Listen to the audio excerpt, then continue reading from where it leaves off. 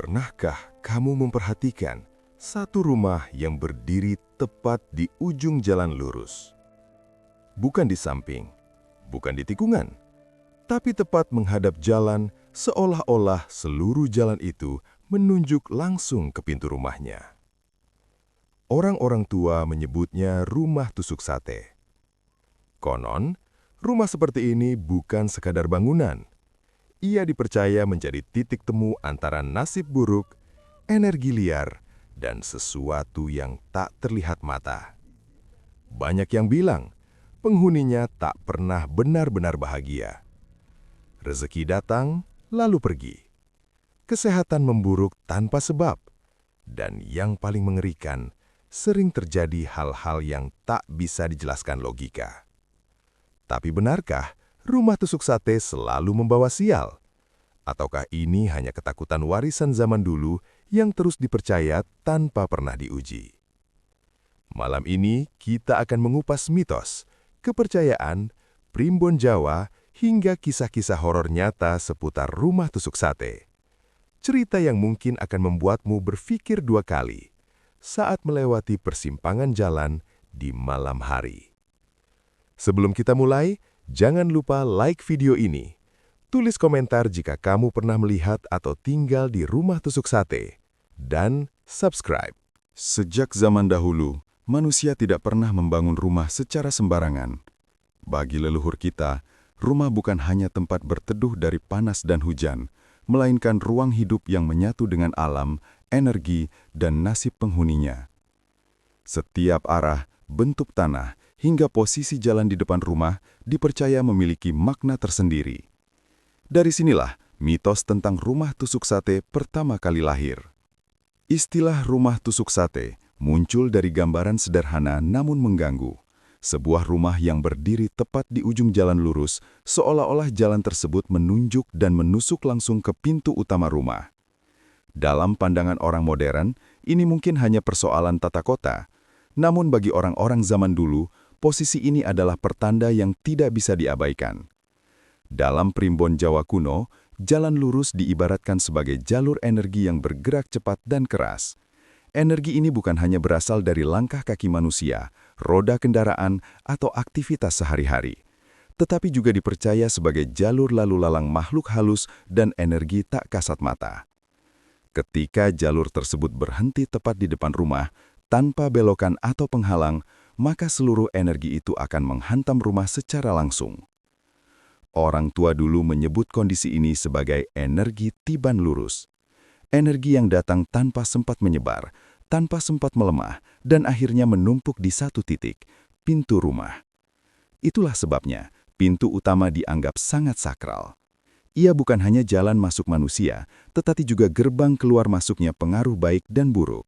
Konon, rumah tusuk sate membuat penghuninya mudah terkena pengaruh negatif. Bukan selalu dalam bentuk kejadian besar yang langsung kerasa, melainkan perlahan dan nyaris tak disadari. Awalnya mungkin hanya rasa tidak betah, tidur yang tidak nyenyak, emosi yang mudah naik tanpa sebab jelas, lalu berlanjut pada pertengkaran kecil dalam keluarga, usaha yang tersendat, hingga kesehatan yang menurun. Mitos ini tidak muncul dari satu atau dua kejadian. Ia lahir dari pengamatan panjang lintas generasi. Orang-orang desa yang hidup puluhan tahun di satu tempat mulai melihat pola yang sama berulang kali. Rumah yang menghadap lurus ke jalan jarang memiliki penghuni tetap. Jikapun ada, hidup mereka sering diwarnai masalah yang datang silih berganti. Karena itulah, dalam budaya Jawa, membangun rumah selalu didahului dengan perhitungan matang. Tidak hanya hari baik dan weton, tetapi juga arah hadap rumah dan kondisi lingkungan sekitar. Rumah tusuk sate dianggap sebagai posisi yang harus dihindari atau setidaknya dinetralkan. Beberapa cara penetralan pun muncul dari kepercayaan lama. Menanam pohon besar di depan rumah agar energi lurus terpecah, membuat pagar tinggi sebagai penahan. Bahkan ada yang sengaja memiringkan pintu utama agar tidak sejajar langsung dengan jalan. Semua itu bertujuan untuk satu hal, mematahkan energi yang dianggap terlalu keras. Menariknya, mitos ini tidak hanya hidup dalam budaya Jawa. Di berbagai daerah di Indonesia, kepercayaan serupa juga ditemukan dengan istilah yang berbeda. Intinya sama, rumah yang berada tepat di ujung jalan lurus dianggap rawan secara energi dan keselamatan. Namun, yang membuat mitos rumah tusuk sate terus bertahan hingga sekarang bukan hanya soal kepercayaan. Banyak orang yang tinggal di rumah seperti ini mengaku mengalami hal-hal yang sulit dijelaskan dengan logika. Bukan selalu kejadian mistis yang menakutkan, melainkan perasaan tertekan, tidak nyaman, dan seolah-olah rumah tersebut tidak ramah terhadap penghuninya sendiri. Orang tua sering berkata, rumah itu seperti makhluk hidup, kalau posisinya salah, ia akan menolak penghuninya. Kalimat ini terdengar sederhana, namun menyimpan makna dalam. Rumah tusuk sate dianggap sebagai rumah yang terus-menerus menerima tekanan, baik secara fisik maupun non-fisik. Meski zaman telah berubah dan ilmu pengetahuan berkembang, mitos ini tidak pernah benar-benar hilang. Ia hanya berubah bentuk, dari cerita lisan di teras rumah, hingga bisik-bisik antar tetangga, hingga kini menjadi topik yang terus dibicarakan di media sosial dan konten-konten horor. Pertanyaannya kini bukan lagi sekedar apakah mitos ini benar atau tidak, melainkan mengapa begitu banyak orang merasakan hal yang sama ketika tinggal di rumah tusuk sate. Apakah ini hanya sugesti kolektif, atau ada sesuatu yang sejak dulu sudah dipahami leluhur kita, namun perlahan kita lupakan? Dan mungkin jawaban dari semua itu akan mulai terlihat ketika kita masuk ke kisah-kisah nyata para penghuni rumah tusuk sate yang akan kita bahas di bab berikutnya. Di sebuah desa yang tampak tenang dari luar, berdirilah sebuah rumah yang sejak lama menjadi bahan pembicaraan warga. Letaknya persis di ujung jalan lurus desa. Siapapun yang masuk ke desa itu, mau tak mau akan langsung melihat rumah tersebut.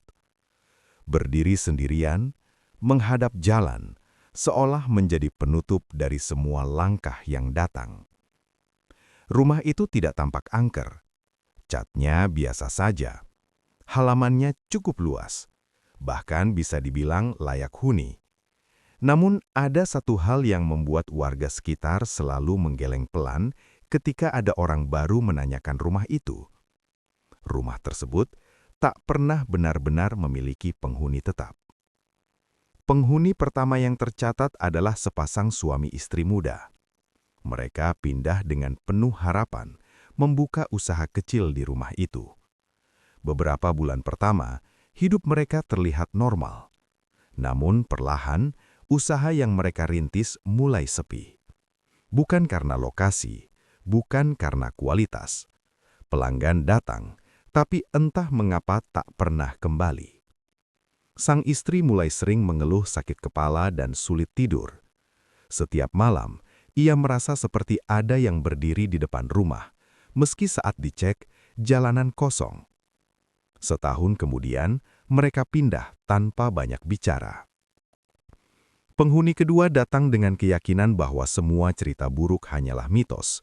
Mereka adalah keluarga besar dengan 2 anak.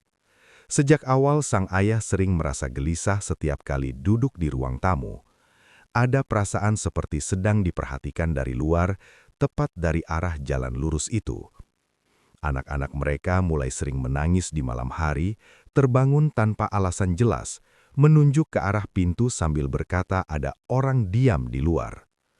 Pertengkaran kecil mulai muncul, hal-hal sepele menjadi besar. Suasana rumah terasa panas meski cuaca sedang dingin. Dalam waktu kurang dari 2 tahun, keluarga itu berpisah. Mereka meninggalkan rumah dengan wajah letih, seolah membawa beban yang tak ingin mereka ceritakan. Penghuni ketiga adalah yang paling diingat warga desa. Mereka tinggal paling singkat, namun meninggalkan cerita paling kelam. Keluarga ini memiliki seorang anak kecil. Awalnya tidak ada kejadian aneh. Hingga suatu sore menjelang maghrib, anak itu bermain di teras rumah, menghadap langsung ke jalan. Ibunya hanya masuk sebentar ke dapur. Saat kembali, anak itu sudah tidak ada. Pencarian dilakukan. Warga menyusuri jalan lurus itu hingga jauh. Tidak ditemukan jejak apapun. Yang membuat merinding, salah satu tetangga mengaku melihat bayangan kecil berdiri tepat di tengah jalan menghadap rumah sesaat sebelum azan maghrib berkumandang. Bayangan itu diam, tidak bergerak, lalu menghilang. Sejak kejadian itu, Rumah tersebut kosong berbulan-bulan. Warga mulai memperhatikan satu hal yang sama setiap malam. Lampu teras rumah itu sering menyala sendiri, padahal listrik sudah diputus. Dari arah jalan, rumah itu tampak seperti sedang menunggu siapapun yang berani tinggal di dalamnya. Beberapa orang mencoba menyewa rumah itu dengan harga murah, namun tak satu pun bertahan lama. Alasan mereka selalu mirip, meski tidak saling mengenal. Tidak betah, tidurnya selalu gelisah, rasanya seperti rumah itu menolak. Yang aneh, kejadian-kejadian itu jarang terjadi di siang hari. Matahari seolah menenangkan segalanya, tapi begitu malam turun, suasana berubah. Jalan lurus di depan rumah terasa lebih panjang dari seharusnya. Sunyi yang tercipta bukan sunyi biasa, melainkan sunyi yang menekan dada. Orang-orang tua desa akhirnya bersepakat pada satu kesimpulan sederhana. Rumah itu bukan untuk semua orang. Bukan berarti terkutuk, tapi posisinya membuatnya menjadi tempat singgah berbagai energi. Energi manusia yang lewat, energi emosi, dan mungkin energi lain yang tak pernah kita lihat, tapi bisa kita rasakan. Sejak itu, rumah tusuk sate itu dibiarkan berdiri tanpa penghuni tetap, menjadi saksi bisu dari cerita-cerita yang terus berulang. Cerita tentang orang-orang yang datang dengan harapan dan pergi dengan kegelisahan. Dan dari sinilah, kepercayaan tentang rumah tusuk sate semakin menguat, bukan hanya sebagai mitos, tapi sebagai pengalaman nyata yang dirasakan oleh terlalu banyak orang untuk dianggap kebetulan.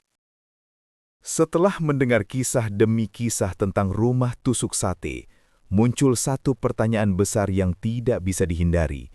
Apakah semua ini murni kebetulan, atau ada dasar kepercayaan yang sejak dulu sudah dipahami oleh berbagai budaya?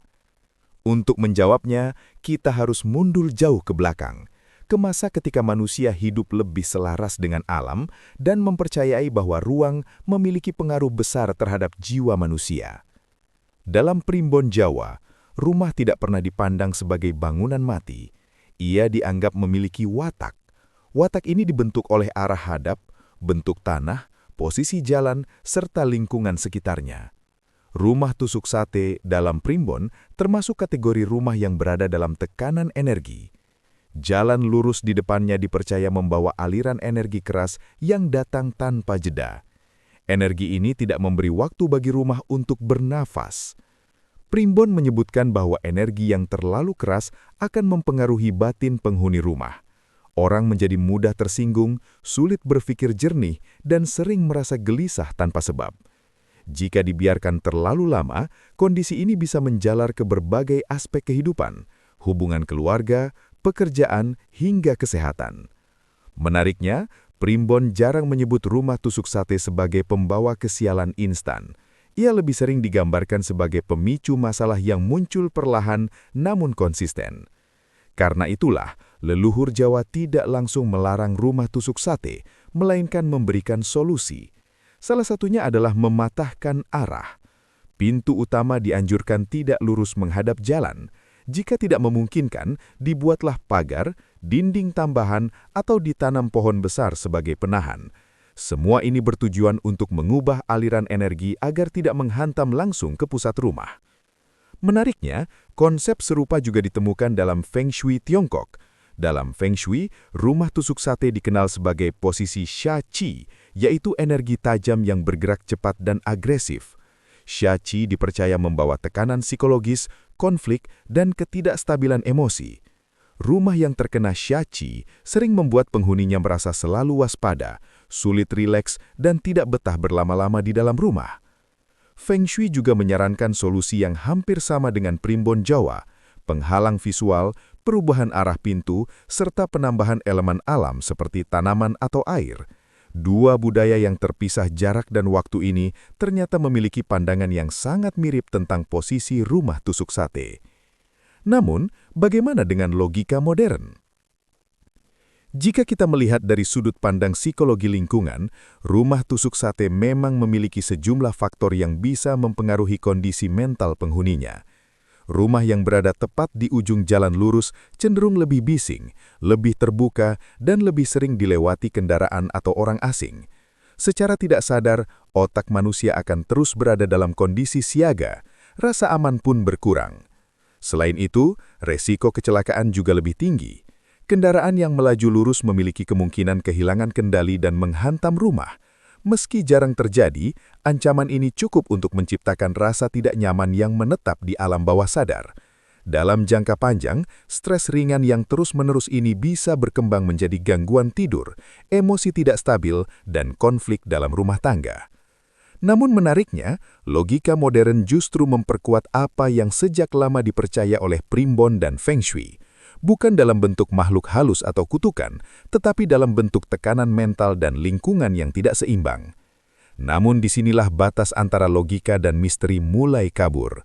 Banyak penghuni rumah tusuk sate yang mengaku mengalami hal-hal di luar penjelasan ilmiah, mimpi yang sama berulang kali, perasaan diawasi dari arah jalan, atau suasana rumah yang berubah drastis saat malam tiba. Fenomena ini sering dianggap sebagai sugesti.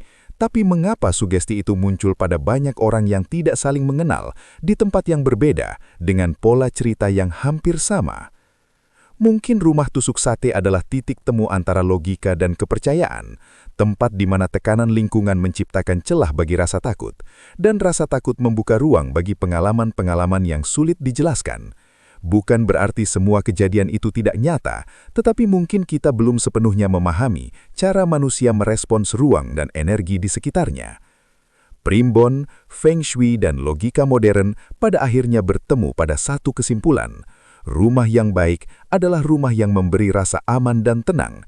Ketika sebuah tempat gagal memberikan itu, maka apapun penyebabnya, entah energi, psikologi atau lingkungan, dampaknya akan terasa nyata dalam kehidupan penghuninya. Dan ketika malam semakin larut dan jalan lurus di depan rumah tusuk sate mulai sepi, pertanyaan itu kembali muncul. Apakah semua ini hanya soal pikiran manusia, atau ada sesuatu yang memang memilih rumah-rumah tertentu untuk singgah? Jika siang hari mampu menyamarkan keganjilan rumah tusuk sate, maka malam adalah waktu di mana semuanya mulai menampakkan wajah aslinya. Banyak orang yang pernah tinggal di rumah tusuk sate sepakat pada satu hal. Rasa tidak nyaman itu selalu datang setelah matahari terbenam.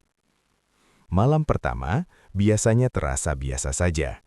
Malam kedua mulai muncul kegelisahan. Dan ketika malam ketiga tiba, tidur tak lagi nyenyak. Bukan karena suara keras atau gangguan nyata, melainkan perasaan aneh yang sulit dijelaskan. Seperti ada sesuatu yang tidak seharusnya berada di sana, namun tetap hadir. Beberapa penghuni mengaku sering terbangun sekitar pukul 2 atau 3 dini hari. Jam yang sama, jam di mana suasana terasa paling sunyi. Jalan di depan rumah sudah kosong, tidak ada kendaraan, tidak ada orang lewat. Namun justru di saat itulah rumah terasa paling hidup. Bunyi samar terdengar dari arah depan, seperti langkah kaki yang berhenti tepat di ambang pintu. Yang membuat merinding, langkah itu tidak pernah masuk, tidak pernah pergi, hanya berhenti dan menunggu. Ada pula yang menceritakan tentang suara gesekan pelan, seperti benda diseret di atas aspal. Saat tirai dibuka sedikit, tidak ada apapun di jalan. Namun rasa diawasi semakin kuat, seolah-olah sesuatu berdiri tepat di tengah jalan, menghadap rumah, menatap tanpa berkedip. Mimpi-mimpi aneh mulai bermunculan. Anehnya, mimpi itu hampir selalu sama, meski dialami oleh orang yang berbeda. Sosok berdiri di ujung jalan, tubuhnya samar, wajahnya tidak jelas. Ia tidak bergerak, tidak memanggil, tidak mendekat. Namun kehadirannya terasa sangat nyata. Dalam mimpi itu, sang pemimpi selalu berada di dalam rumah, menatap keluar melalui pintu yang terbuka sedikit. Setiap kali mencoba menutup pintu, tubuh terasa berat, seolah ada dorongan dari luar yang menahan. Beberapa orang terbangun dengan nafas terengah dan keringat dingin. Yang lebih aneh, perasaan takut itu tidak hilang setelah bangun. Ia menetap, menempel, seolah-olah mimpi itu hanyalah kelanjutan dari sesuatu yang sedang terjadi di dunia nyata. Tidak sedikit yang melaporkan kejadian aneh lainnya, pintu depan yang terbuka sendiri, padahal sudah dikunci, lampu teras yang menyala tanpa disentuh, bayangan yang melintas cepat di depan jendela, namun menghilang saat dilihat lebih jelas. Semua kejadian ini jarang terjadi bersamaan, tapi cukup sering untuk menanamkan rasa takut yang perlahan tumbuh. Orang-orang tua desa percaya, rumah tusuk sate adalah rumah yang terlihat dari kejauhan. Jalan lurus di depannya berfungsi seperti jalur pandang, bukan hanya bagi manusia, tetapi juga bagi makhluk yang hidup di dimensi lain. Rumah itu seolah menjadi penanda, titik berhenti, titik singgah. Itulah sebabnya banyak ritual lama menyarankan agar rumah tusuk sate tidak dibiarkan terbuka pada malam hari. Pintu harus ditutup rapat, lampu teras tidak boleh terlalu terang, dan penghuni dianjurkan untuk tidak sering duduk menghadap jalan saat malam semakin larut. Namun tidak semua orang mempercayai itu. Beberapa menganggap semua kejadian hanyalah sugesti, pikiran yang lelah, ketakutan yang dibesarkan oleh cerita. Tapi sugesti pun punya batas. Dan ketika pengalaman yang sama dialami oleh banyak orang di tempat berbeda dengan pola waktu yang mirip, batas antara sugesti dan misteri menjadi semakin tipis. Yang paling mengganggu adalah satu pengakuan yang berulang kali muncul dari para mantan penghuni rumah tusuk sate. Mereka semua mengatakan hal yang sama, meski tidak saling mengenal. Rasanya seperti rumah itu bukan milik kami. Seperti ada yang lebih dulu menempati, dan kami hanya numpang. Beberapa orang mencoba bertahan, menyalakan lampu sepanjang malam, menghidupkan televisi agar tidak terlalu sunyi. Namun, rasa tidak betah itu terus tumbuh, hingga akhirnya mereka memilih pergi. Bukan karena melihat penampakan yang jelas, bukan karena kejadian besar yang mengerikan, tapi karena rasa takut yang terus menekan, pelan namun konsisten. Dan setelah mereka pergi, rumah itu kembali sunyi, berdiri menghadap jalan lurus, menunggu penghuni berikutnya, seolah tidak pernah belajar, atau mungkin memang tidak ingin dihuni terlalu lama. Malam demi malam berlalu, cerita demi cerita bertambah, dan rumah tusuk sate tetap menjadi tempat di mana logika seringkali berhenti bekerja. Tempat di mana rasa takut tidak datang dengan teriakan, melainkan bisikan halus yang sulit diabaikan. Setelah mendengar semua kisah, kepercayaan dan pengalaman yang menyelimuti rumah tusuk sate, satu pertanyaan besar akhirnya muncul di benak kita semua. Apakah rumah tusuk sate benar-benar pembawa sial?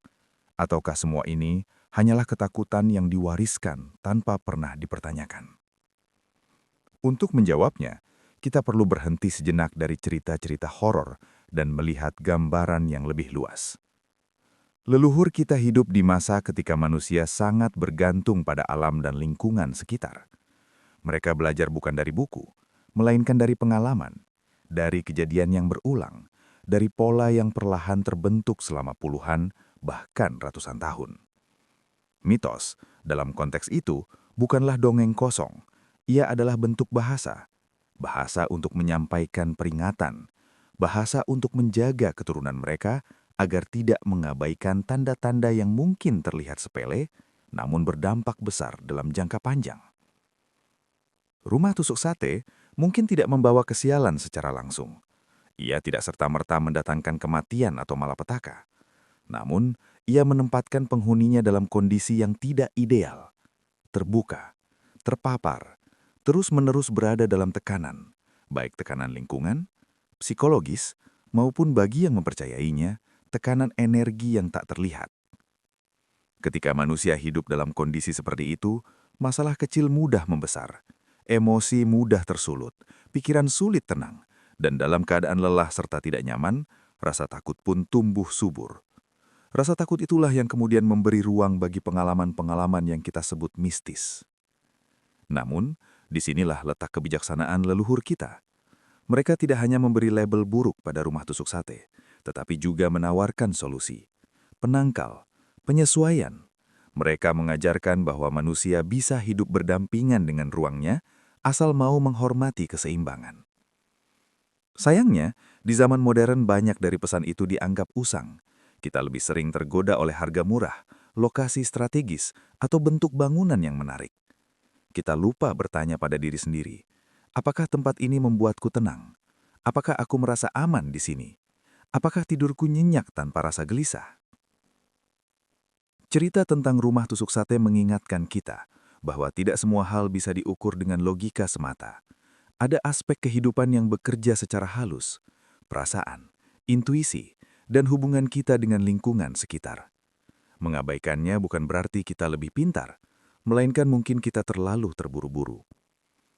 Bukan berarti setiap rumah tusuk sate harus ditakuti. Banyak orang yang tetap hidup baik-baik saja di dalamnya. Namun, cerita-cerita yang berulang menunjukkan bahwa posisi dan lingkungan memiliki pengaruh yang nyata. Dan ketika terlalu banyak orang merasakan hal yang sama, mungkin yang perlu kita lakukan bukan menertawakan, melainkan mendengarkan. Pada akhirnya, rumah bukan sekadar bangunan, ia adalah saksi kehidupan, tempat kita pulang dalam keadaan lelah, tempat kita membuka dan menutup hari. Jika sebuah rumah membuat penghuninya terus-menerus merasa tidak nyaman, maka pertanyaannya bukan lagi tentang mitos atau tidak. Pertanyaannya adalah, apakah kita mau terus mengabaikan rasa itu? Rumah tusuk sate berdiri di ujung jalan bukan untuk menakut-nakuti. Ia berdiri sebagai pengingat bahwa dalam memilih tempat hidup, kita tidak hanya memilih lokasi, tetapi juga memilih suasana, energi, dan ketenangan batin. Dan mungkin pesan terpenting dari semua cerita ini adalah satu hal sederhana. Dengarkan nalurimu. Karena terkadang, apa yang kita rasakan jauh lebih jujur daripada apa yang bisa kita jelaskan. Cerita tentang rumah tusuk sate mengajarkan kita bahwa mitos bukan selalu tentang ketakutan, melainkan tentang kewaspadaan. Nenek moyang kita hidup lebih dekat dengan alam dan lingkungan, sehingga mereka peka terhadap perubahan, tanda-tanda, dan pola yang berulang. Apa yang hari ini kita sebut tahayul, dahulu adalah cara mereka melindungi diri dan keluarga. Pesan penting dari kisah ini bukan untuk membuat kita takut membangun rumah atau melewati persimpangan jalan, melainkan untuk mengingatkan bahwa tempat tinggal bukan sekadar bangunan fisik. Ia adalah ruang tempat pikiran, perasaan, dan energi kita beristirahat setiap hari.